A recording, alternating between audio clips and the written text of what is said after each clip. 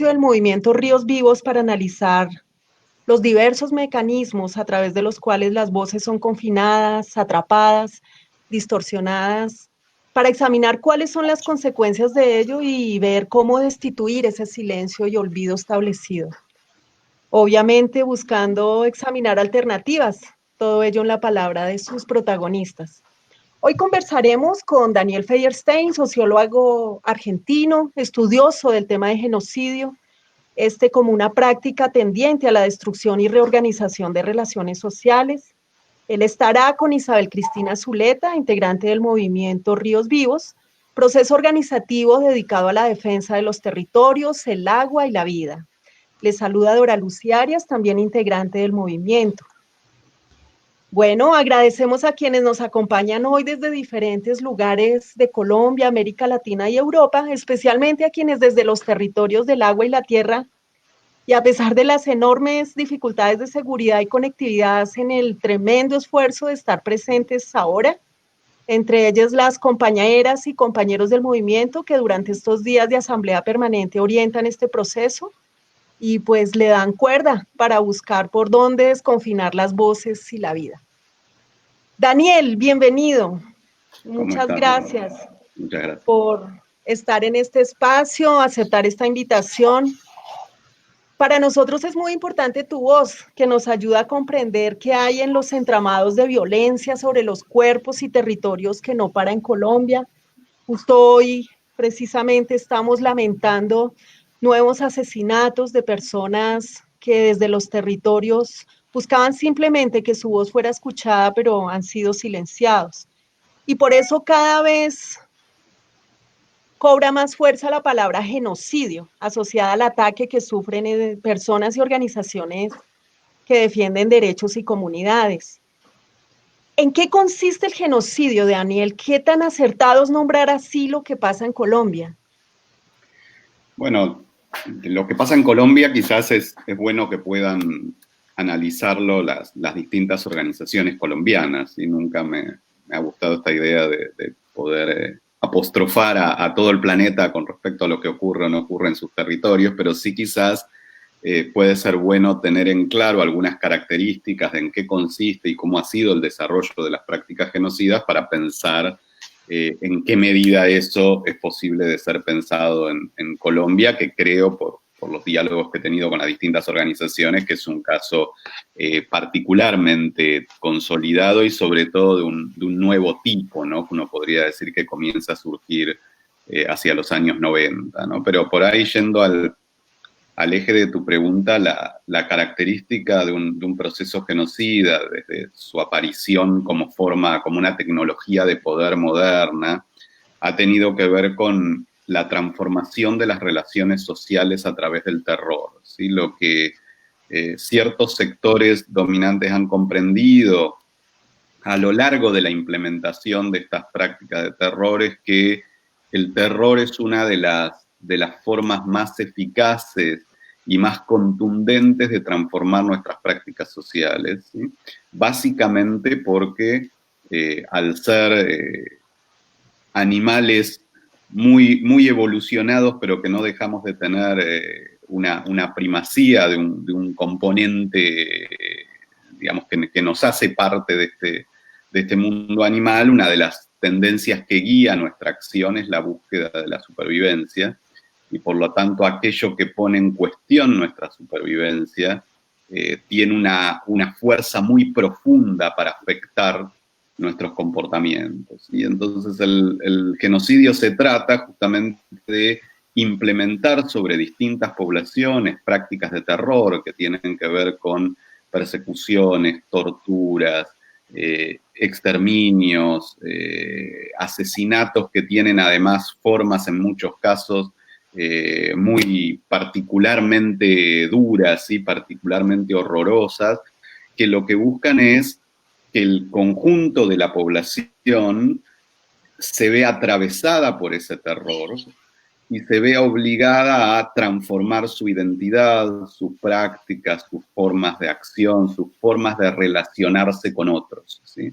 El eje del genocidio en tanto tecnología de poder es justamente a partir de ese terror, a partir de la ambigüedad sobre la que se aplica el terror, a partir de buscar construir a la delación como una práctica común y resultado del terror, busca quebrar las relaciones de cooperación, de horizontalidad, de solidaridad entre los distintos sectores, las distintas fracciones de una sociedad.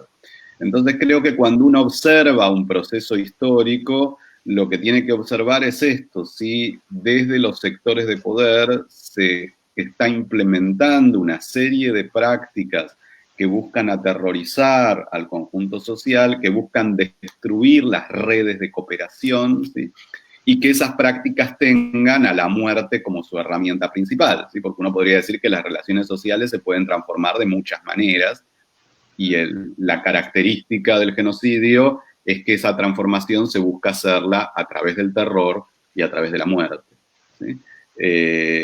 Entonces, en este sentido, quizás una de las definiciones más, uno de los elementos más interesantes de la definición de Raphael Lemkin, que es el que crea el concepto de genocidio, es esta idea de que el genocidio busca la destrucción de la identidad de un pueblo, ¿sí? Que busca esa destrucción de la identidad de un pueblo a través de una serie de procedimientos, que son los que están en la Convención sobre Genocidio, ¿sí?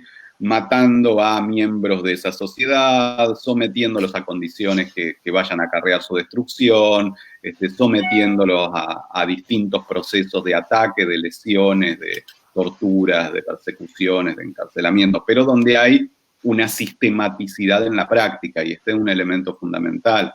La diferencia entre un proceso genocida y un hecho puntual de masacre es que el hecho puntual de masacre ocurre una vez vinculado a una situación específica, más allá de que constituya un crimen de Estado, mientras que el genocidio implica un conjunto de acciones sistemáticas, concertadas, ¿sí? Y que buscan objetivos comunes, ¿sí? Por ahí quizás es más lógico que los movimientos, decía, y que la propia Isabel puedan pensar esas lógicas en Colombia, pero quizás una de las cuestiones que uno ve en la experiencia colombiana es que se dan cita procesos de confrontación muy distintos, tanto a lo largo del tiempo, esto es, desde la época de la violencia hasta los procesos de contrainsurgencia, hasta la llamada lucha contra las drogas. Me parece que hay tipos de conflictos distintos y quizás el concepto de genocidio pueda ser aplicado a más de uno, pero hay que distinguir esos distintos procesos porque no necesariamente son el mismo ni están concertados, ¿sí? Eso por un lado me parece importante tomarlo en cuenta, y que a veces pueden incluso coexistir en el mismo momento histórico distintos tipos de conflicto, y quizás nuevamente a varios de ellos se le pueda aplicar la calificación de prácticas sociales genocidas, pero habría que ver cuáles son los puntos o no de interrelación entre esos procesos, ¿no? Me parece que hay una cuestión, y con eso termino, que es muy fuerte en estas últimas décadas, de luchas por el territorio, que tiene que ver con podríamos decir, el desarme del monopolio de la violencia estatal por parte del Estado y la asunción de ciertos sectores de poder de una violencia privatizada, tercerizada, que directamente busca destruir a las comunidades para apropiarse de los recursos, para ocupar determinados territorios en una lucha descarnada por el control de los recursos naturales, y creo que es una modalidad que, si bien existió a lo largo del tiempo, existió de otras maneras, no era la modalidad a la que estábamos acostumbrados en el siglo XX, y que creo que hay que comenzar a pensar esta aparición a comienzos del siglo XXI de nuevos usos del terror en tanto tecnología de poder, ¿no? Entonces creo que ese es algunos de los grandes desafíos para pensar la situación colombiana en el presente. Gracias, Daniel, y precisamente porque quizá de esos nuevos métodos de tecnologías de poder son los que han venido enfrentando en los últimos años movimientos como el de Ríos Vivos. Pues yo quisiera preguntarte, Isa, si el movimiento ha sentido que esas prácticas se manifiestan en las luchas de los procesos sociales en Colombia que defienden territorio, y de qué manera se ha sentido. Bueno, nosotros lo primero que sentimos es que no se nos permitía la existencia. Cuando el movimiento surge, el primer objetivo que nos trazamos es existir, porque el discurso o la narrativa sobre el territorio era que ya no existía comunidades allí. Era un cañón vacío, un territorio vacío, y pues entonces nos empezamos a preguntar si está vacío nosotros, ¿qué somos? ¿Qué somos los que quedamos ahí? Quedamos, por supuesto, después de una violencia, después de 110 masacres que han ocurrido en mi territorio, y siempre la gente también se cuestionó un poco, escuchando a Daniel, las comunidades siempre han dicho, es que no fue una masacre, fue un recorrido del terror, porque cuando ellos entran, matan, cuando llegan, matan, cuando salen, matan y continúan matando. Pero todo el tiempo ha sido esa discusión de que no, fue uno en un hecho puntual y entonces todo el tiempo los abogados, eh, no Dora Lucy, otros abogados nos dicen que no, que las condiciones de tiempo, modo y lugar, un solo tiempo, un solo modo, y eso no aplica a un territorio tan complejo como el nuestro, y no aplica en la historia de lo que hemos vivido. Entonces, la primera lucha que dimos fue, no, es que nosotros tenemos que mostrarle al país que sí existimos, que aquí hay una gente, porque si no existimos es más fácil desaparecernos, es más fácil efectivamente eliminarnos, físicamente eliminarnos, porque si no existimos, pues sencillamente no se eliminó a nadie. Entonces nos damos una lucha por existir, nos dicen que eso es completamente absurdo, que eso no tiene ningún sentido luchar por existir, y empezamos a decir que además no solo estamos los vivos, sino que están los muertos. Cuando empezamos a hablar de nuestros muertos, de los muertos que hay enterrados en el cañón, de las fosas comunes y de las prácticas asociadas a la relación con la muerte, de las prácticas de respeto y espirituales relacionadas con la muerte, y por qué esos muertos no podían ser tocados por una hidroeléctrica, por qué una empresa no se podía meter con los muertos. Casi que estábamos diciendo, admitimos que se metan con los vivos, nos hacen cosas terribles a los vivos, le quitan la vivienda, le quitan el pescado, le quitan la comida, pero hay un límite. Y nosotros entendimos que esos límites eran los que se estaban perdiendo, que la sociedad estaba perdiendo los límites. Nuestro límite fue, los muertos no se pueden tocar. Con los muertos no se meta porque están pasando un límite, están sobrepasando algo que es sagrado, por decirlo de alguna manera. Entonces, en el movimiento lo que sentimos después de que empezamos a dar eso, empezamos a descubrir que el megaproyecto llega con un aparato militar, con todo un despliegue militar en una zona completamente militarizada. Y empezamos a decir, bueno, esto es otro actor del conflicto, es otro actor armado, además, porque llega no solo con los convenios militares, es decir, con el aparato militar del Estado al servicio de la empresa, Empresas Públicas de Medellín. Eso también lo hemos visto con el tema del petróleo, eso también lo hemos visto con el tema minero, pero fundamentalmente la mayoría de los convenios militares en Colombia se hacen con el sector energético, que es gas, hidroeléctricas e hidrocarburos. Y son miles de millones cooptando, se supone que esa legitimidad de la fuerza del Estado a su servicio. Y eso nos deja a nosotros, opositores a una hidroeléctrica, como si fuéramos los enemigos del Ejército Nacional y de la policía, y eso nos pone en un lugar terrible, porque nosotros lo que estamos diciendo es necesitamos existir, y nos crean, nos construyen eso que decías, Daniel, ese otro negativo. ¿Ustedes se oponen al ejército? No. Bueno, nosotros no tendríamos siquiera esa dimensión. Un pescador no se opone al ejército, un pescador se opone a que le quiten el pescado. Una familia que está buscando a su ser querido se opone a que destruyan esas fosas comunes y esos cuerpos que hay dispersos en el territorio. Se opone a eso, tiene toda la legitimidad de oponerse a que destruyan la posibilidad de encontrar a su ser querido. Pero ese aparato militar está al servicio de la empresa. Y esa empresa necesita destruir ese territorio con el río, con las montañas, con los muertos, con los vivos. Entonces nos construyeron ese otro. Nosotros quedamos ahí atrapados en medio de esas negociaciones con esos aparatos de poder, como lo es el ejército en Colombia y como lo es la policía en Colombia. Pero además llegaron con un despliegue en términos de seguridad privada, un despliegue enorme, con muchas empresas de seguridad privada y contratadas para que impidieran que Ríos Vivos, que las comunidades ejerciéramos las prácticas de defensa del territorio, es decir, ir pararnos enfrente para que no destruyeran la quebrada, para que no la contaminaran, para que no destruyeran el río.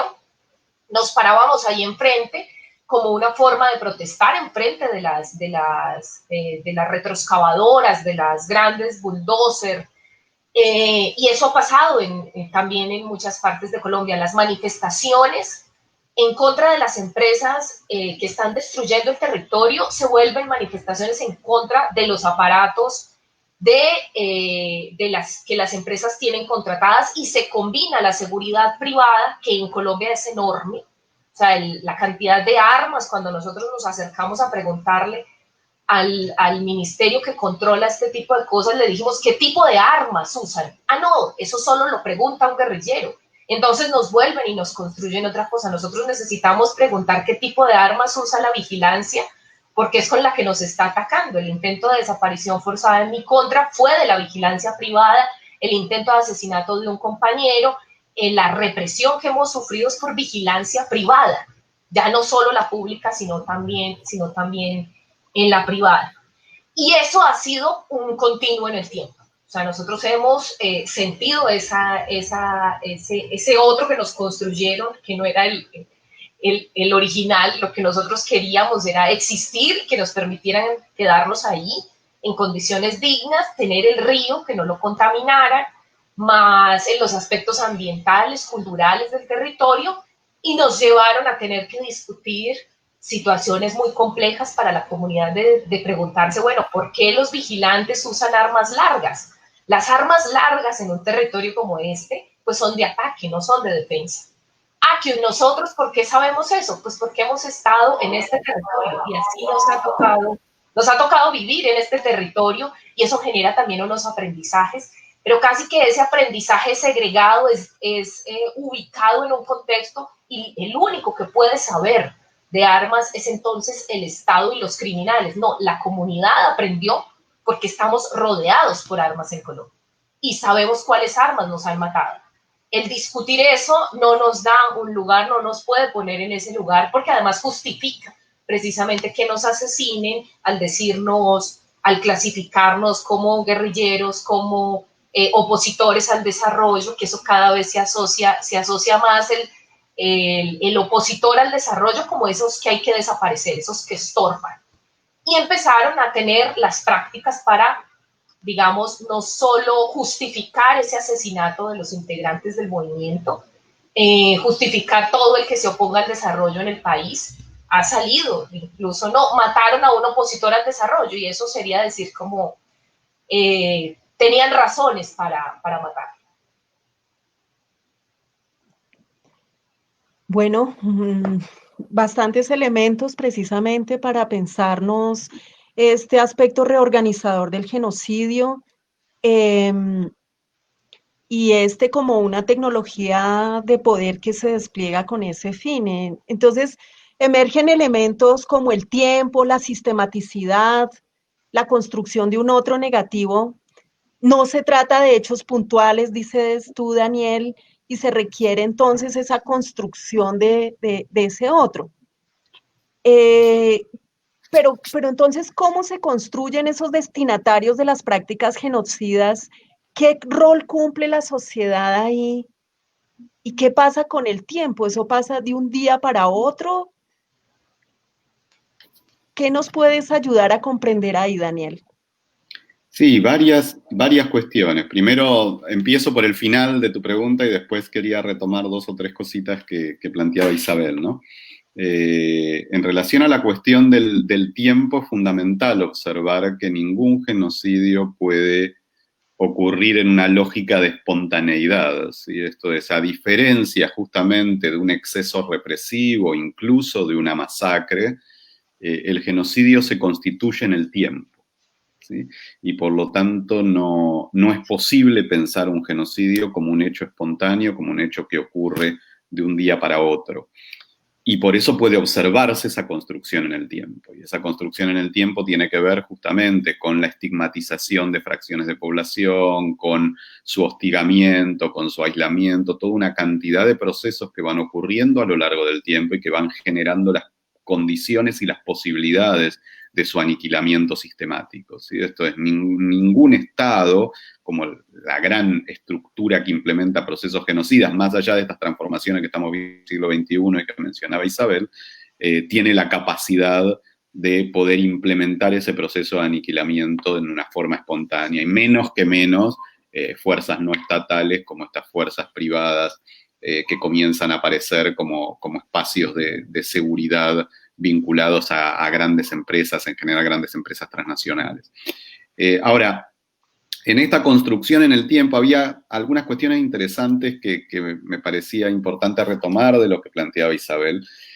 La primera es pensar, cuando referías, Isabel, al principio a la recuperación de la identidad de las comunidades, que esa es la gran disputa en relación a los procesos genocidas, justamente porque un genocidio lo que busca es destruir un proceso de identidad, destruir los modos en que pensamos quiénes somos, ¿sí? Y la identidad, eso lo trabajó muy bien Paul Ricoeur, la identidad es un proceso narrativo, esto es el modo en que nos contamos a nosotros mismos y a los demás quiénes somos, ¿sí?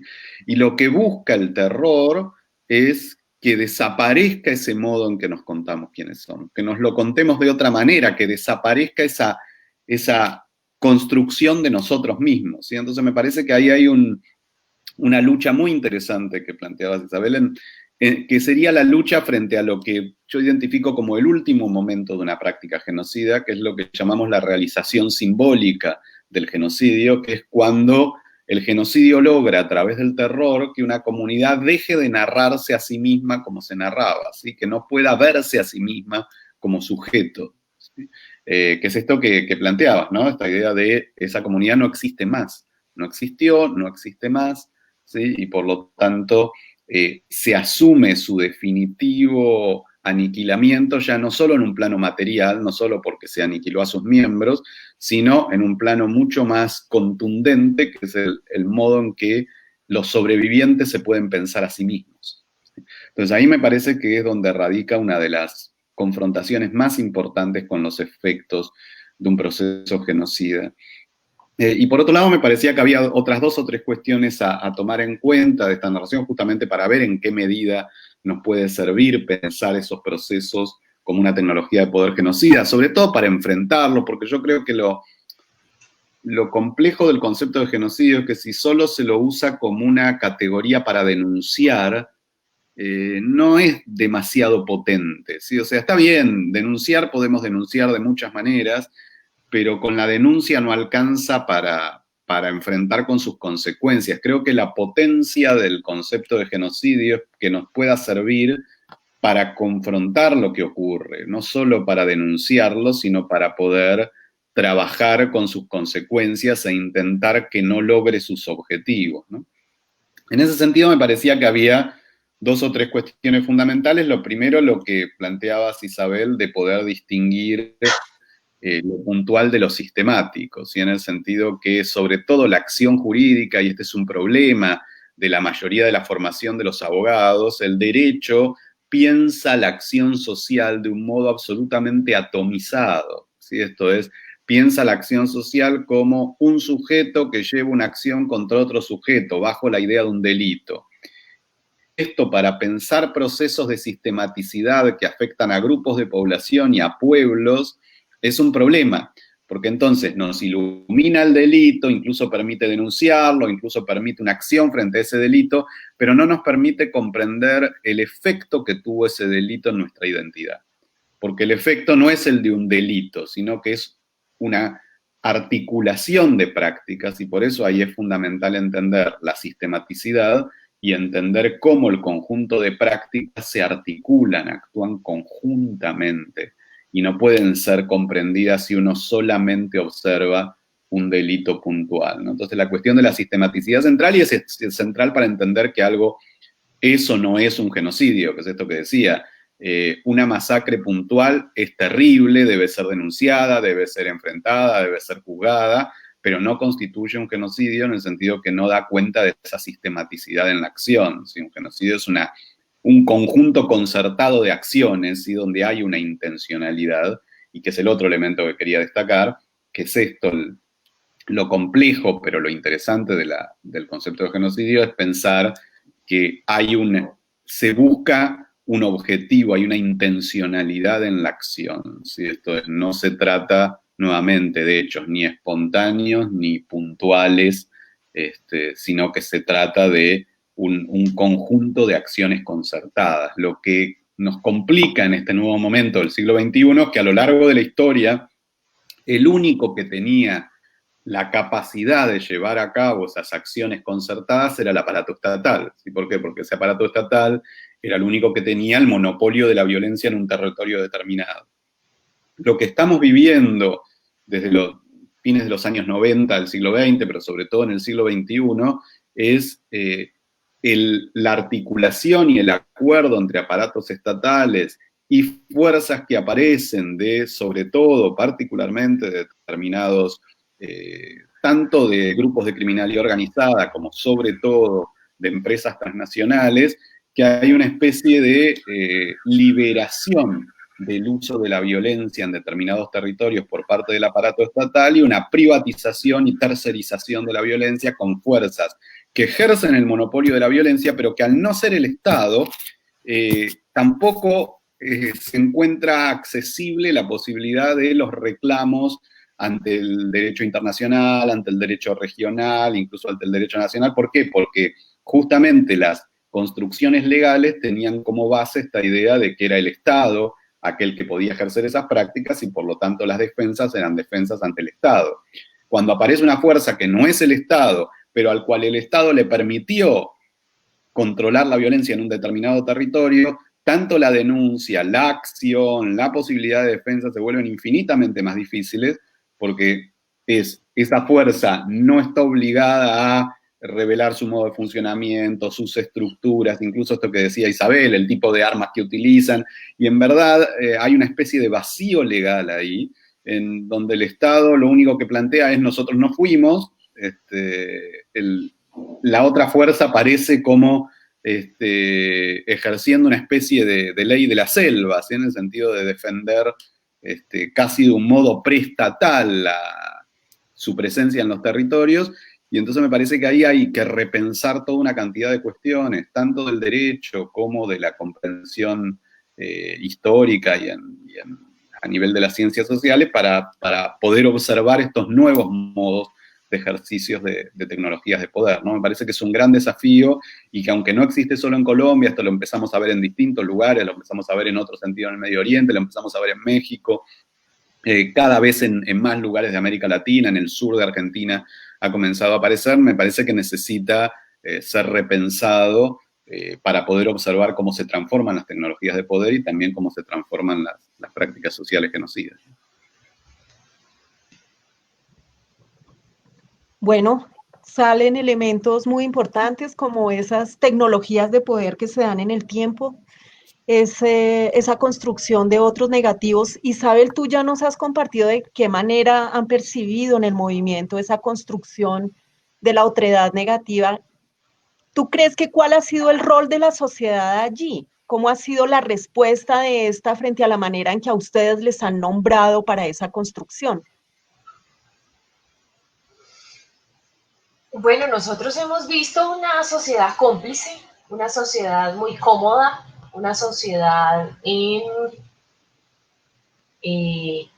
sobre todo que perdió su capacidad de asombro. Nosotros empezamos a decir que no era una sola masacre y empezamos a nombrarlas uno a uno precisamente por esa necesidad de decir que era un hecho sistemático. Cuando hablábamos de la cifra de 110 masacres, lo que empezó a ocurrir fue: eso es imposible, eso es demasiado. Cuando lo narramos nos dicen: no, es que no pueden ser tantas, tienen que ser menos, pero pero el asunto no es el número. O sea, nosotros hicimos todo un trabajo con las cifras oficiales, la contrastación con lo que hemos vivido, el recuerdo, la memoria colectiva, los muertos que no aparecen, que están desaparecidos, todo ese trabajo de contrastación de fuentes, las masacres que están en la Fiscalía son distintas de las del Centro Nacional de Memoria Histórica, solo con el tema de masacres. Después empezamos a hacer el trabajo con el tema de desaparición forzada para mostrar que se mantiene en el tiempo, que no es un hecho que haya desaparecido y que la práctica social de rescatar los cuerpos del río para darle sepultura según la cultura del territorio, pues hoy era imposible con una represa, porque el río ya no corre, porque los muertos se quedaron estancados ahí. Y ante cada vez que sacábamos, digamos, un capítulo nuevo, primero el de las masacres, después el de la desaparición forzada, el tema de las alianzas con los grupos criminales, de la empresa y de todas las estructuras criminales que hay en el territorio, de describirlas uno a uno, de diferenciar los grupos de guerrillas, de los grupos, de las bandas que están llegando de México, incluso, bueno, un montón de grupos criminales que hay en el territorio. Lo que hemos sentido es como eso es tan complejo allá, eso es tan difícil que yo no me meto en eso. O sea, incluso sectores de la academia, sectores de la sociedad civil que nos decían, no, Isa, es que allá nos da mucho miedo, eso allá es demasiado difícil, ese territorio tiene tantos componentes, es tan difícil entender que yo mejor me alejo. Entonces, no solo es como esa comodidad, lo dijéramos de alguna manera, es muy cómodo porque más fácil me voy y estudio otra parte que no sea como tan problemática, como que no sea tan difícil con tantos componentes, porque tenemos aquí un megaproyecto, pero tenemos un montón de masacres, tenemos desaparecidos, tenemos una zona minada, pues un gran territorio sembrado de minas antipersonales, muchísimos actores, eso ha cambiado en el tiempo, yo mejor no me meto ahí. Y por mucho tiempo fue cuando nos íbamos para Bogotá, Dora Lucy recordará, a tocar las puertas de ONGs, ayúdennos. No, eso es muy difícil. Entonces, es una forma de complicidad para nosotros. Es que nosotros no elegimos la complejidad del territorio que tenemos, ni las circunstancias y la historia que nos ha tocado. Es un territorio en disputa, por supuesto. Sabemos geoestratégicamente qué pasa con nuestro territorio, el lugar en el que está ubicado, pero nosotros tenemos el deber, la responsabilidad histórica también de no solo hacer las denuncias, sino de entenderlo. Y hemos pedido ayuda, pero la verdad es que la sociedad ha estado muy cómoda, hemos estado muy solos, hoy un poco más acompañados por otros y por otras que quieren entender ese asunto tan difícil que significa este territorio, que significa también en términos políticos, porque lo otro de tu pregunta, Dora Lucy, es que la gente no quiere entender Antioquia porque sabe que el departamento de Antioquia es un poderío político y económico, que los grupos empresariales en Antioquia son muy grandes, este departamento está en el centro del poder de Colombia y no quiere quedar mal tampoco. Hay no solo una comodidad, sino que es que meterse con esto implica también la posibilidad de que te excluyan en trabajos, es que nadie puede hablar sobre Antioquia sin tener unas consecuencias reales en su vida. Y también hemos sentido eso, hemos sentido que yo mejor te apoyo en lo que seas, hacen donaciones, pero no digas que fui yo. Y eso nos duele, pero igual necesitamos la donación. O sea, necesitamos seguir adelante y seguir haciendo cosas, pero sí vemos que hay una sociedad muy cómoda, un distanciamiento incluso de nosotros, que contribuye, por supuesto, a todo lo que hemos sufrido y la manera como nos han aislado. Los medios de comunicación, que es otro sector muy poderoso, la estrategia que tuvieron con los medios de comunicación fue decirles no los nombres, Ríos Vivos no puede existir en los medios de comunicación. Y era esto mismo que al principio planteábamos, o sea, si no se nos nombra como grupo, como un sector de la población, se nos desaparece de facto. O sea, el hecho de que se le haya dicho a un canal regional, se le prohíbe mencionar a Ríos Vivos, entonces mencionaban nuestra manifestación. Decían, si hay un poco de gente loca ya tratando de oponerse en medio de las balas a una construcción de una represa, pero no los nombren. Decían el hecho, pero no nuestro nombre. Y hoy periodistas le dicen a uno, no debimos hacerlo, pero ya ¿de qué sirve? O sea, ¿de qué sirve también en el tiempo cuando lo hicieron y quedó ahí en la memoria una gente por allá hizo eso, pero no se dice qué gente? ¿Por qué no nombrar el qué gente? ¿Qué significa que se nos nombre también? Porque en su construcción de la historia, también dijeron, no puede ser posible que allí existan opositores. Esa era digamos, la narrativa que tenía la empresa. Nadie se puede oponer a este proyecto tan maravilloso y como surge este proceso organizativo de base de gente muy humilde, de la mayoría de las comunidades no saben leer y escribir, no es posible. El problema es que no entienden. O sea, ellos hacen eso es porque no entienden. ¿Cómo van a defender un río sabiendo, o cómo van a decir cuando decíamos es que el río está hablando y está diciendo cosas y la montaña dice cosas? No, es que no entienden, están locos, y esa muchacha loca y esa gente loca que los acompaña, porque el problema es entonces cuando ya no se nos puede anular por la contundencia de las acciones que estamos realizando, entonces se nos lleva a ese otro lugar de la locura, de que definitivamente es que no entendemos y es la manera como se nos nombra. Ni la una ni la otra es la forma que nosotros somos, lo que nosotros somos y lo que estamos buscando de la manera como queremos que se nos reconozca.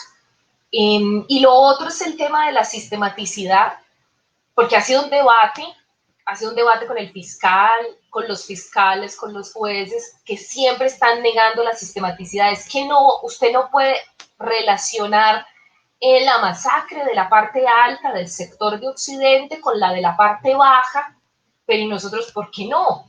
Lo que contribuyó eso, lo que hizo, lo que produjo la masacre, que fue que la gente saliera y que llegara el proyecto de manera más fácil. No lo junte, es que usted está juntando cosas que no tienen nada que ver, porque lo hicieron personas distintas, porque lo hicieron en un momento distinto, pero lo que generó fue lo mismo. Entonces, cuando la gente empezó a decir el desplazamiento por el desarrollo, el desplazamiento por la empresa, fue peor que el desplazamiento por los paramilitares, fue peor que lo que sufrí con la masacre, ahí hubo una nueva etapa de resistencia, de decir, esta gente está relacionando una cosa con la otra. Lo que la gente dice es, yo sentí lo mismo, sentí el mismo miedo, el mismo terror, me quedé sin nada, me dejaron sin nada. Esta vez me dicen que fue legal y la otra vez que fue ilegal, pero el producto es el mismo, el resultado es el mismo. Y ahí es donde nos impiden, no han intentado impedirnos, nosotros lo seguimos haciendo, hacer esas relaciones. La masacre A nada que ver con la masacre B, la desaparición A nada que ver con la B, porque no son por los mismos en el mismo tiempo. Creo que eso ha aparecido con mucha insistencia, y la última expresión que la recuerdo mucho, Dora Lucy, fue del exgobernador de Antioquia, que dijo, no me hablen más de esa gente, no me la vuelvan a mencionar, no la soporto más. O sea, hemos llegado al lugar de la incomodidad, de que incomoda siquiera que se nombre. ¿Por qué? Porque claro, no han logrado lo que pretendían, que era que nosotros hiciéramos esas relaciones, esas comparaciones de esas empresas de desarrollo con lo que nos ha pasado, con el terror que hemos vivido en el territorio. Bueno, ya acercándonos hacia la mitad del programa, les recordamos a las personas que nos acompañan que pueden formular sus preguntas y comentarios, de las que en la medida de lo posible buscaremos ocuparnos en el siguiente fragmento del programa luego de esta parte de las preguntas. Daniel, la pregunta infaltable sobre el qué hacer. ¿Crees que ¿qué crees que es lo más importante que debe tener una sociedad, tener en cuenta quienes quieran salir de las prácticas genocidas que se advierten ya presentes en esta sociedad? A ver, se me ocurrían varias cosas y algunas incluso mientras hablaba Isabel, ¿no? Yo creo que a un genocidio se lo debe confrontar en sus distintas etapas, en sus distintas instancias. Esto es, si uno pretende solamente confrontar el momento del aniquilamiento, vamos a llegar tarde, ¿sí? Es muy difícil enfrentar a un genocidio cuando ya el aniquilamiento está desatado y es brutal. Y uno debe y puede enfrentarlo en cada una de sus etapas. Entonces, si decíamos que el primer momento de un genocidio es la construcción de formas de estigmatización, algo que sigue funcionando a lo largo de todo su desarrollo, se requiere dar una disputa en el conjunto de la sociedad para desarmar esas formas de estigmatización.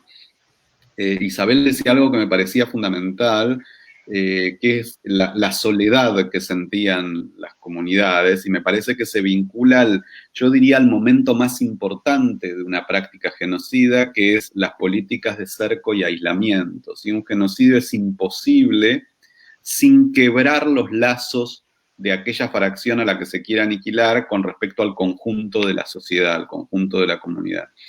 Y me parece que ese es uno de los elementos principales a confrontar, ¿sí? Impedir esas políticas de cerco y aislamiento, esto es reconstruir permanentemente los lazos entre las fracciones perseguidas, las fracciones estigmatizadas y el conjunto de la sociedad. Esto de poder romper, poder quebrar esa soledad que se siente, que se vuelve muy difícil por las mismas cosas que planteaba Isabel, por la invisibilización, por la prohibición incluso de mención, por el intento de hacerlo desaparecer de la propia percepción colectiva, pero me parece que ahí es donde radica la confrontación fundamental, ¿no? Tener en cuenta que si el objetivo del genocidio es producir ese quiebre, ese cerco y aislamiento, desde distintos sectores sociales hay que buscar impedirlo, hay que buscar confrontarlo, hay que recomponer permanentemente los lazos, articular relaciones con otros sectores.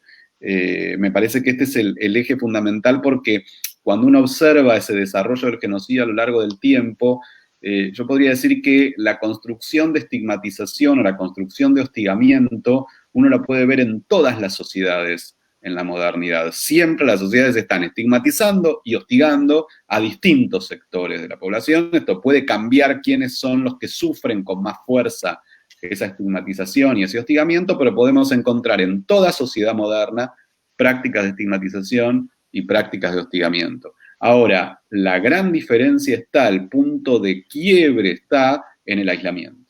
¿Sí? Esto es, cuando se logra aislar a esas fracciones estigmatizadas, el aniquilamiento ya es un recorrido muy rápido, ¿sí? Y podríamos decir incluso hasta muy fácil. ¿Sí? Por lo tanto, si bien al genocidio hay que confrontarlo en todas sus etapas, la etapa fundamental es la del aislamiento. Impedir el aislamiento, impedir ese cerco, ese quiebre de relaciones sociales, es fundamental para poder impedir el avance de los procesos de aniquilamiento.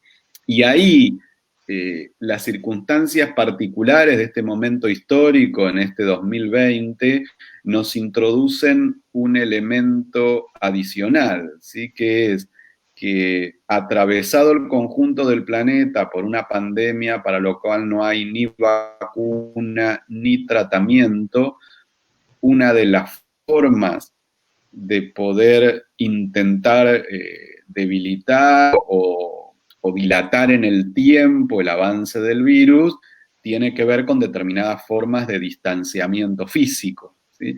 El problema es que ese distanciamiento físico puede colaborar con políticas de aislamiento, ¿sí? Entonces, un nuevo desafío que aparece, si el desafío para enfrentar todo proceso genocida es quebrar las lógicas de aislamiento, un desafío que nos aparece en este 2020 es cómo lograr que las formas de distanciamiento físico necesarias para confrontar una pandemia no se transformen en aislamiento social, digamos, no se transformen en un reforzamiento del aislamiento de determinados grupos, ¿no? Me parece que ahí hay una nueva batalla que dar, que no es la batalla negacionista, digo, me parece que es un gravísimo error pensar que la pandemia no existe o que no hay que implementar acciones frente a la pandemia, porque la pandemia está golpeando y va a golpear a los sectores más pobres, más vulnerados, más excluidos, con lo cual hacerse el tonto con la pandemia va a ser algo absolutamente perjudicial y negativo. Pero lo que digo es, lo que sí hay que tomar en cuenta es cómo hacer para que esas medidas de confrontación con la pandemia no terminen colaborando y fortaleciendo políticas de aislamiento, ¿no? Me parece que acá hay un desafío plus. Si el desafío fundamental es cómo confrontamos la estigmatización, cómo confrontamos el aislamiento, cómo confrontamos las políticas de hostigamiento, este 2020 nos trae un desafío plus, que es además cómo las confrontamos con las necesidades de distanciamiento que nos impone las condiciones de la pandemia.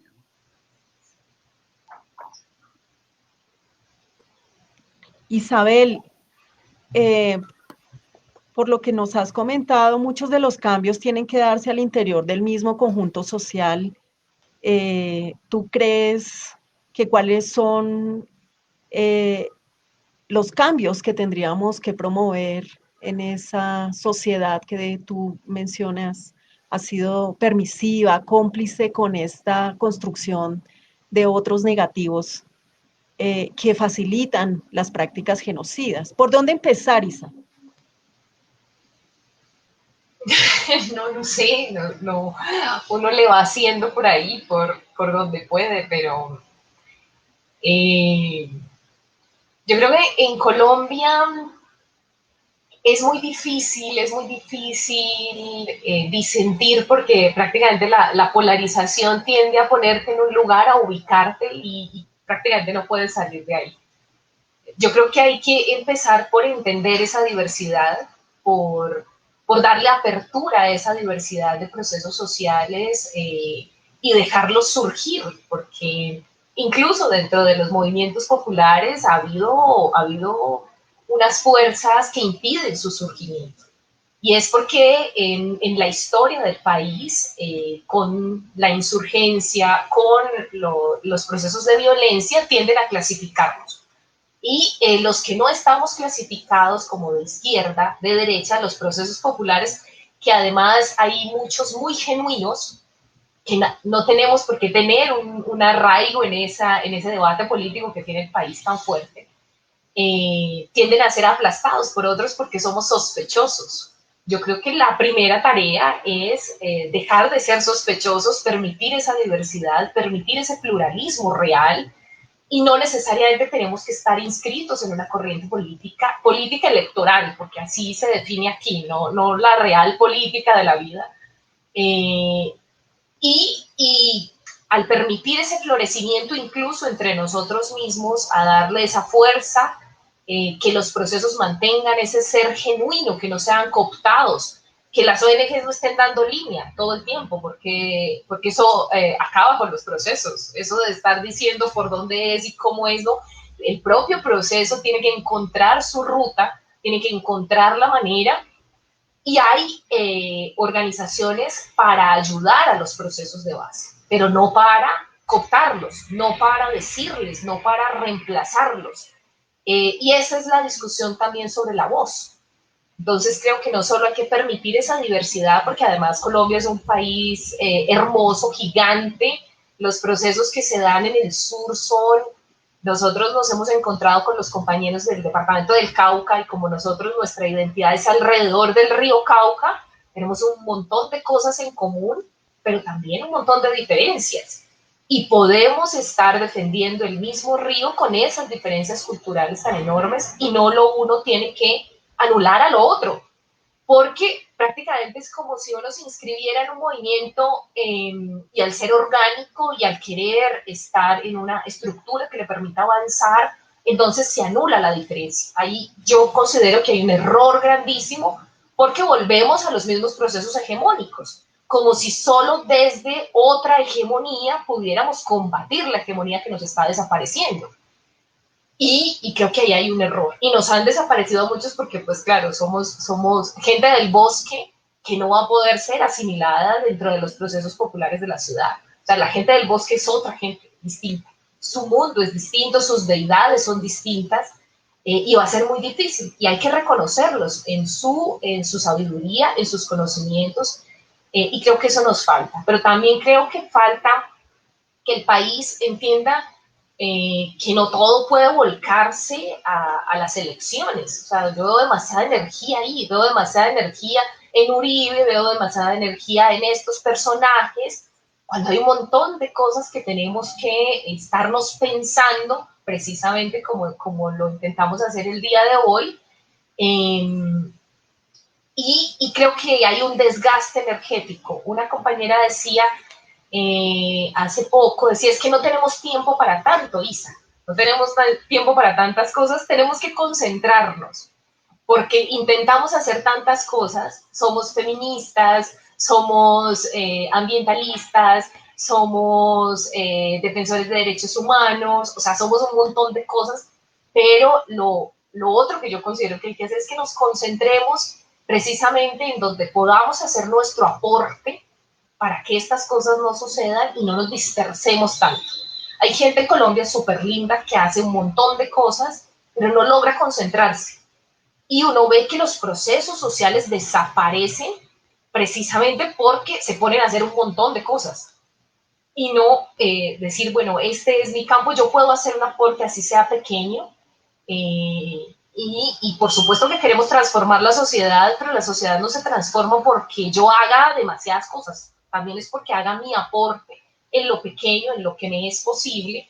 Y creería que si nos concentráramos más, ayudáramos, por supuesto, fuéramos más solidarios con el otro desde la diferencia, sería un aporte para el país y no nos concentráramos tanto en los procesos electorales. Aunque bueno, me critican mucho por eso, pero creo que hay demasiada energía ahí desperdiciada cuando se tienen que hacer cosas en el territorio, organizarnos en las comunidades, que es lo que yo veo que la principal amenaza que sienten los poderes locales, regionales, no sé el nacional, porque casi nunca tenemos ese relacionamiento, pero por lo menos el poder local y regional, esas estructuras de poder, cuando sienten que eso se mueve, cuando hay procesos organizativos de base. Eso es lo que quieren desaparecer. Entonces nosotros tenemos que concentrarnos en que la gente esté organizada, que sienta la necesidad y la importancia de estar organizados, incluso para nuestra propia protección, para estar vivos. Hoy nosotros podemos decir que a pesar de que el proceso organizativo nos representa un riesgo, por nuestra postura política, por lo que intentamos hacer, es el proceso organizativo el que nos ha permitido estar vivos. Es el proceso organizativo el que nos ha permitido protegernos. Y también es el proceso organizativo el que nos ha dado sentido para morir dignamente, porque en el territorio es muy fácil la muerte. Se muere por cualquier cosa. Es muy fácil, es muy cotidiano. Entonces también le da sentido a la muerte, porque no está bien morir tan fácilmente. Decimos que valga la pena, por lo menos. Bueno, ha llegado el momento de los comentarios y preguntas de las personas que nos acompañan. Yo les voy a leer y ustedes pues miran cómo se distribuyen sus respuestas. Entonces nos preguntan, Daniel, ¿por qué esa definición de tecnología? ¿Cómo son los procesos de revictimización ante las instituciones? ¿Opositores al desarrollo u opositores del orden de las cosas ya existentes?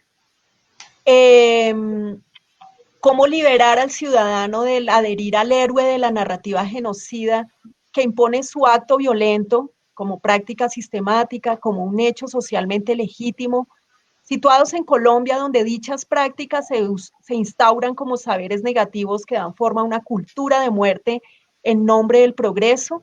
¿Qué hacemos para que la sociedad entienda que es un deber ético, que se necesita su voz, su apoyo para parar tanta crueldad y tanto horror? ¿Cómo se ha pronunciado el arte y los artistas sobre esta situación? En las ciudades vivimos lo mismo, pero en un modelo perfumado y apoyado por quienes han usurpado el poder y el gobierno. ¿Qué lectura hace Daniel y qué nos recomienda Cristina? La salida de los exguerrilleros de las FARC de los territorios en esa región se debe a esa confrontación con los ejes de poder de Antioquia, pues de los territorios de concentración, posacuerdos de paz se refieren, Isa. Entonces, esas son las preguntas. Ustedes ahí tienen. Empecemos por Daniel y luego por Cristina. Pasamos a Cristina. Bueno, son muchas las preguntas y algunas muy, muy específicas sobre la situación colombiana que quizás sería mejor que retome Isabel, pero 2 o 3 cositas a partir de las preguntas y de alguna de las últimas cosas que planteaba Isabel que quería destacar. Primero, en relación a lo que decías recién, Isabel, me parece que hay 2 cuestiones que marcabas que me parecen fundamentales, ¿no? Una decías formas de desarmar la sospecha, digamos, ¿no? Que me parece que son justamente una de las estrategias más necesarias para enfrentar formas de estigmatización, ¿sí? Cómo desarmar esa sospecha construida. Y por otro lado, que planteabas la articulación de lo distinto, dabas el caso de la lucha en el Cauca, pero que es fundamental para cualquier proceso de confrontación poder comprender que se requiere la articulación de fracciones que no necesariamente son iguales, que no necesariamente piensan los procesos del mismo modo, pero que sí sufren el mismo proceso de ataque y destrucción y que necesitan poder articular sus luchas y sus perspectivas, digamos, ¿no? Me parece que ahí radica parte de los grandes desafíos, ¿no? Una de las preguntas, Dora Lucy, quizás la más general, planteaba la idea de por qué usar el concepto de tecnología de poder, digamos, ¿no? ¿Por qué referirse a una tecnología de poder? Y me parece que tiene que ver con esto, con ver la sistematicidad y la intencionalidad y poder comprender las consecuencias del proceso genocida, porque me parece que nosotros hemos caído, como muchos procesos ocurren en nuestra concepción de la realidad, en una especie de fetichismo de la muerte, digamos, ¿no? Y me parece que eso es un problema serio para entender las consecuencias de las prácticas genocidas, porque es tan horroroso el proceso de aniquilamiento que uno finalmente queda capturado en el horror y no puede comprender el sentido. ¿Sí? Y creo que la idea de utilizar un concepto como el de tecnología de poder es entender, poder sacar el genocidio de la cuestión del horror y del mal, ¿sí? Y poder entender que es una práctica social, que es una estrategia política, ¿sí? Y que en tanto estrategia política no deja de ser horrorosa, no deja de estar vinculada al mal, pero no es lo más importante para poder confrontarlo, sino lo importante es poder observar qué marcas ha dejado en nosotros, ¿sí? Y poder tratar de entender por qué deja esas marcas, ¿sí? Por qué el terror es tan efectivo y cómo actúa. Y para eso hay que poder desfetichizarlo, ¿sí? Hay que poder desfetichizar la violencia y poder entender cómo opera, poder explicar cómo opera, porque es un requisito para enfrentar sus consecuencias, ¿sí? Entonces necesitamos entender la lógica del genocidio. Y después había otra pregunta que planteaba el rol del arte y los artistas, ¿sí? Creo que tiene una importancia crucial por varios motivos, ¿no? El terror, en esta cuestión de observar al terror como tecnología de poder, el terror nos atraviesa de un modo que no es solamente racional, ¿sí? Sino que afecta muchas capas que están, de alguna manera podríamos decir, ancladas de modo mucho más profundo que nuestra percepción racional de la realidad. O sea, afectan muchos estratos de nuestro inconsciente, ¿sí? Justamente porque el terror se vincula a nuestra posibilidad de supervivencia. Y en ese sentido, justamente, el arte trabaja con la cuestión del inconsciente. El arte trabaja con cosas que a veces no sabemos por qué las hacemos, pero las hacemos, ¿sí? Me parece que ahí hay un rol muy fuerte en el sentido que hay sentidos del genocidio y consecuencias del genocidio que quizás el arte puede ver primero, justamente porque no entiende por qué lo ve. ¿Sí? Esto de lleva a cabo una pintura o una canción o un texto literario y no sabe muy bien por qué lo hizo, pero justamente porque está más vinculado a cuestiones que circulan previo a nuestra capacidad de racionalización y después sí, quizás con el tiempo y analizándolo podemos entenderlo y es un paso superior, un paso excelente cuando logramos darle una explicación. Pero a veces el arte nos permite enfrentar algunas cuestiones antes de poder explicarlas, digamos, y creo que ahí hay una importancia enorme en cualquier intento de confrontar con las consecuencias de un genocidio, con lo cual hay un rol muy importante en ese sentido, tanto del arte como de las personas que se dedican al arte, ¿no? Y por último, había muchas preguntas, ¿no? Pero destaqué 2 o 3 que me parecían más vinculadas a lo que yo podía responder. Se planteaba esta idea de la construcción de una cultura de la muerte en nombre del progreso, y creo que ahí hay que distinguir distintos elementos, ¿no? Me parece que la modernidad o las lógicas de desarrollo de esas tecnologías de poder modernas no necesariamente conducen a la implementación de prácticas genocidas. Me parece que hay que ser capaz de distinguir, porque si no uno puede caer en un pensamiento muy, muy primario y me parece que no muy adecuado para confrontarlo, que es todo un desarrollo de cierto planteo antimoderno que además sería imposible en el sentido que la historia nunca va para atrás. Entonces lo que hay que pensar es que hay una relación de vinculación entre el desarrollo de la modernidad y la implementación de prácticas genocidas, pero que es una de las posibilidades de la modernidad, no es la única posibilidad.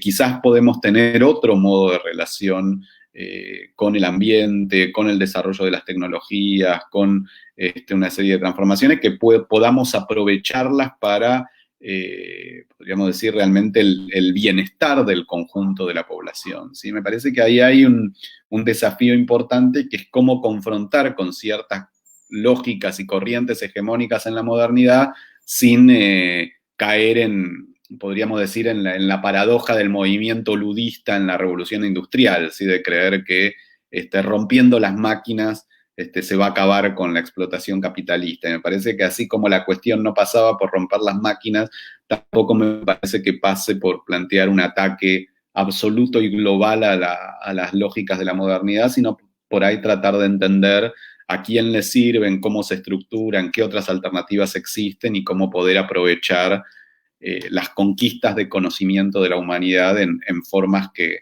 redunden en un mayor bienestar y no en una mayor destrucción.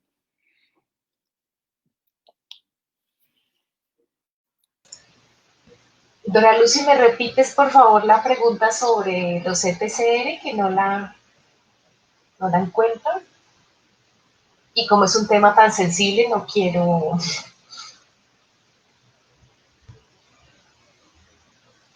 No te escuchamos.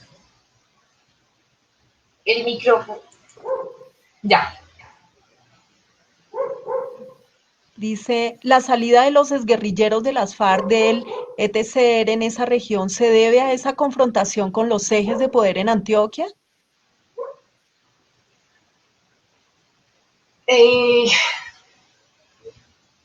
Yo creo que el proceso de reincorporación que se dio en Antioquia, bueno, y en todo el país, fue muy doloroso, ha sido muy doloroso ver cómo la sociedad, por poner un ejemplo, la comunidad más cercana del ETCR en Santa Lucía, veía cómo era un peligro para su subsistencia, para su existencia, para su vida, estar cerca del ETCR y que cómo representa un riesgo. Eso es muy doloroso porque la sociedad le falló a los excombatientes de la zona. Yo siento que le fallamos como sociedad, algunos intentamos hacer algo, pero no lo recibimos como correspondía en ese proceso histórico tan importante que estaba haciendo la exguerrilla de las FARC.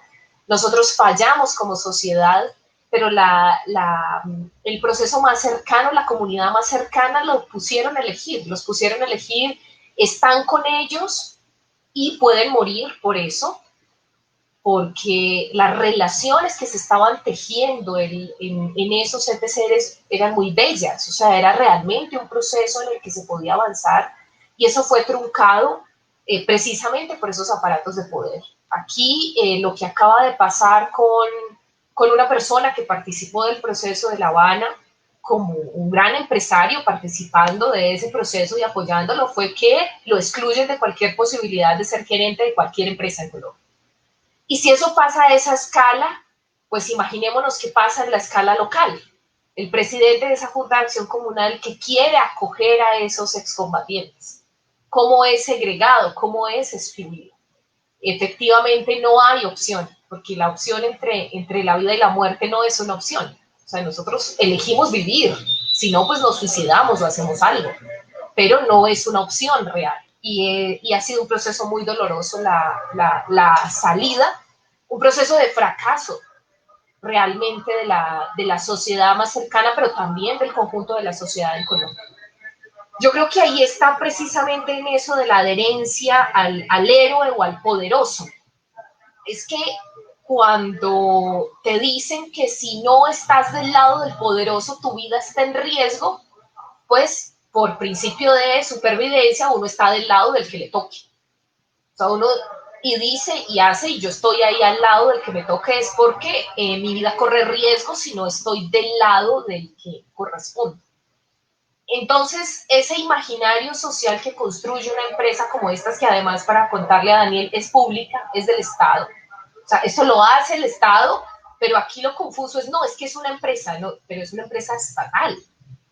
O sea, es una empresa que hace parte del Estado, la que hace todo esto, pero todo el imaginario social no, es que es una empresa, no, es una empresa 100% del Estado. La obra que nos ha hecho todo este daño es del Estado, no es una obra privada, pero funciona como privada.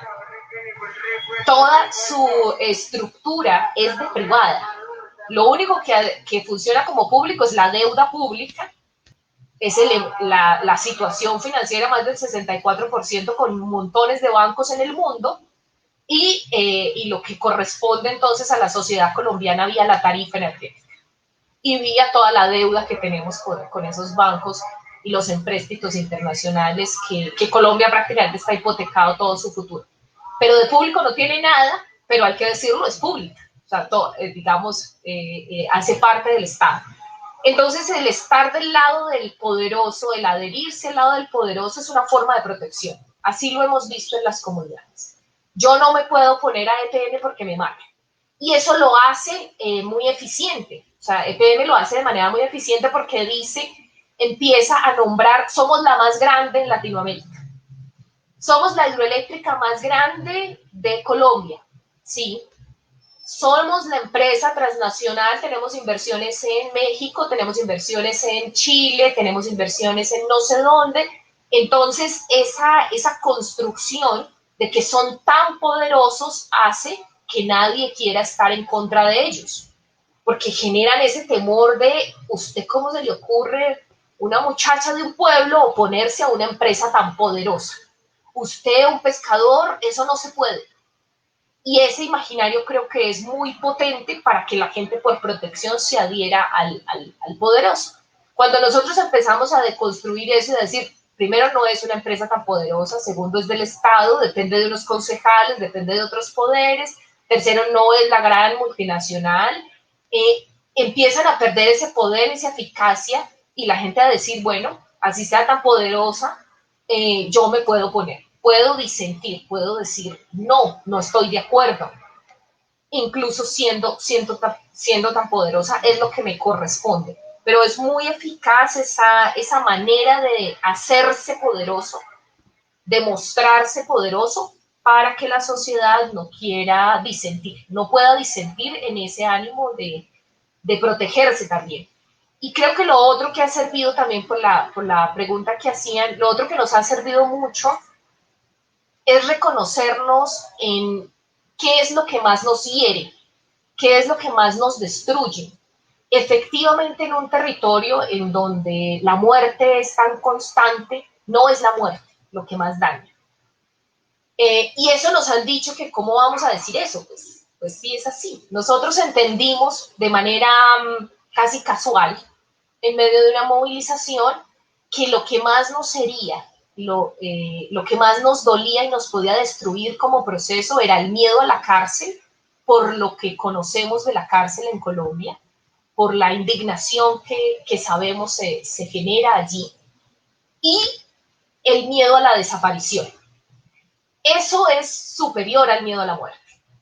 O sea, esos dos miedos ellos nos conocen, saben, y por eso toda unas maneras de decirnos vamos a usar el derecho penal en contra de los que se opongan. Ya no es tan efectiva la amenaza de muerte, ni siquiera cuando se cumple esa amenaza. Es más efectiva la amenaza de meterte a la cárcel. Eso hizo que se saliera mucha gente del movimiento, mucho más que cuando nos empezaron a matar a los compañeros. Porque sabemos qué pasa al interior de la cárcel en Colombia. Sabemos qué termina siendo, cómo te destruye por dentro, cómo destruye toda tu familia, todas tus relaciones sociales, cómo nunca vas a poder ser otro, distinto al haber estado en la cárcel. Y lo otro es el terror que sentimos, pero es así como decía Daniel, es un asunto que no sabemos dónde está. O sea, es un asunto por allá inconsciente, el terror a la desaparición forzada. Eso nos produce un inmenso terror. O sea, casi que cuando se vislumbró la posibilidad de que nos desaparecieran, la gente tuvo una reacción inmediata, espontánea, en medio de una movilización. El grito fue colectivo, nos van a desaparecer, la van a desaparecer, y eso produjo una reacción masiva de tirarse. Cuando me capturan y me tiran al camión, la policía, la gente, ese fue el grito, la van a desaparecer, y toda la gente se tira al camión. Pero eso no fue racional, o sea, eso no fue que lo pensábamos, no, efectivamente va a ocurrir, no, eso fue absolutamente espontáneo, pero a partir de ese momento nosotros sí dijimos, este es nuestro temor, aquí es donde se concentra y tenemos que hacer algo para que esto no pase, porque esto sí nos destruye, o sea, esto nos vuelve nada, no soportamos la desaparición, es algo que está ahí en las venas y es mucho más doloroso que incluso la muerte. Y yo creo que cuando uno lo identifica, por más doloroso que sea, lo puede contener. Puede decir, ¿cómo lo trabajo? ¿Qué hacemos? ¿Qué hacemos con este dolor? ¿Dónde lo ponemos? ¿Qué hacemos con este miedo?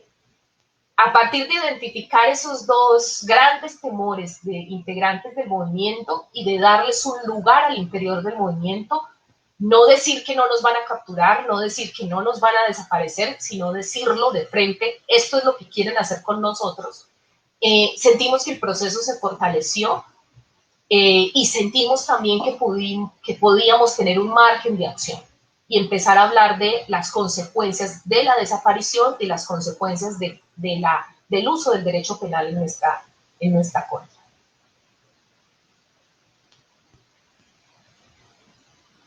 Bueno, llegamos a una de las partes más difíciles para mí, que es tratar de redondear luego de un banquete de reflexión tan profundo como el que ustedes nos han permitido. Entonces, me atrevo solamente como a referir algunos aspectos muy generales. Para eso al final pues yo le voy a pedir a Daniel que nos diga en dónde podemos profundizar sobre estas reflexiones que él ha llevado a cabo, cuáles son los libros que podemos encontrar especialmente en Colombia. Entonces, frente a esto creo que nos queda el mensaje de desfetichizar la violencia, entender la lógica del genocidio como una tecnología de poder moderna que busca transformar relaciones sociales a través del terror como un mecanismo muy eficaz. El genocidio como un proceso que busca cambiar las relaciones, rompiendo la solidaridad y las articulaciones con el otro, y para ello construye otredades negativas en esa ruptura de lazos entre la sociedad en general y el grupo o la fracción de la identidad que está siendo perseguida. Y para eso tenemos unas recomendaciones, unas pistas muy importantes que nos dejan Daniel e Isabel, como es desarmar la sospecha construida como uno de los retos más importantes, la articulación de lo distinto, el no dejar la acción solamente en la denuncia de genocidio, sino en su comprensión, la comprensión de sus dimensiones, de sus consecuencias, de la sistematicidad y de los periodos que se gestan en ese camino, observando las marcas que deja, dice Daniel. Recomponer la solidaridad con esas fracciones de nuestra identidad que están siendo perseguidas y desarticuladas, desarmar la estigmatización, romper el cerco del silencio y la soledad, Y menciona algo muy importante al final, Isabel, como es un llamado a reconocer nuestras propias responsabilidades en la adhesión que de alguna manera hemos tenido al quiebre de esos lazos que el genocidio ha buscado romper con ciertos sectores que en un momento dado han sido y siguen siéndolo perseguidos y blancos de las prácticas genocidas. Bueno, de esta manera, pues vamos llegando entonces al final de nuestro programa. Daniel, pues dinos cómo profundizar en estos temas, qué libros podemos conseguir en Colombia, qué nos recomiendas leer o buscar ahora. Bien, dos o tres cuestiones. Una, en relación a la primera pregunta que me hacías de la producción mía, yo diría hay tres cuestiones de los temas que charlamos que pueden encontrar. Uno es, hay dos libros de los cuatro que me ha publicado Fondo de Cultura, se consiguen en general todos en Colombia. La idea de pensar el genocidio como tecnología de poder tiene un desarrollo más profundo en un libro que se llama El genocidio como práctica social, y el análisis de los efectos, y es muy interesante algunas de las cuestiones que decía recién Isabel, de cómo identificar el terror permite contenerlo, digamos, y todas estas intentos de comprender las lógicas de funcionamiento del terror en nuestra estructura psíquica están más desarrollados en otro libro que se llama Memorias y Representaciones, ¿sí? Donde justamente me propongo analizar estas formas de operación del terror. Y como tercero, en relación a mis trabajos, creo que para las formas de estigmatización más actuales y la emergencia de formas neofascistas, este año salió un libro por una editorial argentina que se llama Capital Intelectual, pero que ya lo pusieron accesible a nivel EPUB, digamos, como el acceso digital, así que aunque el libro no creo que llegue a Colombia a nivel papel, sí está en las redes a nivel digital, que se llama La construcción del enano fascista. Después hay otros trabajos que también son interesantes, no sé si llega a Colombia, creo que sí, pero que no es tan fácil encontrarlo, la editorial Prometeo, donde hay una serie de trabajos, una colección que estamos desarrollando, que fuimos traduciendo algunos trabajos muy clásicos sobre genocidio, y hay uno de un autor que se llama alemán, que se llama Wolfgang Sofsky, que se llama La organización del terror, donde analiza el efecto de los campos de concentración del nazismo en las estructuras de terror, que creo que también puede ser particularmente interesante para pensar sus transformaciones, pero también su presencia en la realidad colombiana contemporánea, ¿no? Así que diría, hay muchos trabajos más, hay uno que se llama No solo Hitler, y este es muy interesante para esto que sentía Isabel de la complicidad social y el aislamiento, que es de un autor norteamericano que se llama Robert Gellatley. El trabajo se llama No solo Hitler, fue editado por una editorial española, no sé si llegará a Colombia, pero también es un trabajo muy interesante para pensar cómo operan estos sistemas del uso de las fuerzas de seguridad para la diseminación del terror, ¿no? Digo, bueno, algunas ideas que se me van ocurriendo de trabajos que pueden servir para seguir desarrollando algunas de estas cuestiones, ¿no? Muchas gracias. Bueno, muchísimas gracias. Ahí tenemos bastante tarea para profundizar en un tema tan relevante para Colombia en estos momentos, para pasar de la denuncia, como nos recomiendas, Daniel, a la acción y a la transformación de esas prácticas en posibilidades de vida para la gente y las organizaciones. Ha sido muy grato tener tu voz por aquí nuevamente. Ojalá haya muchas otras ocasiones en que nos acompañes de cuerpo presente, como esperábamos que sucediera este año.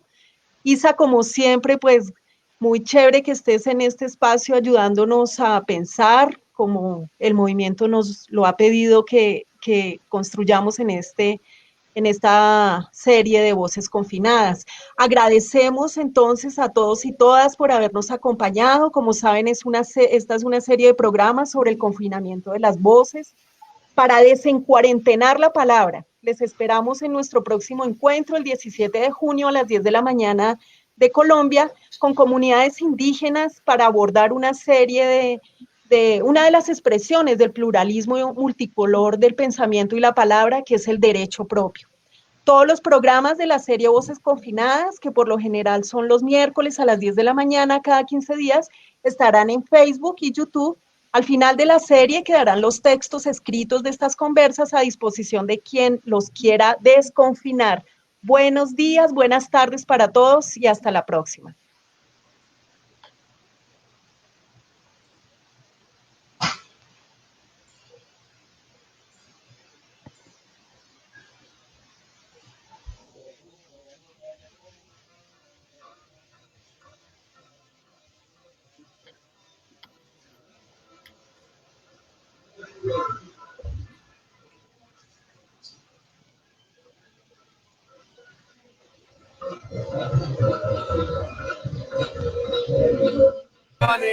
El reportero soy yo.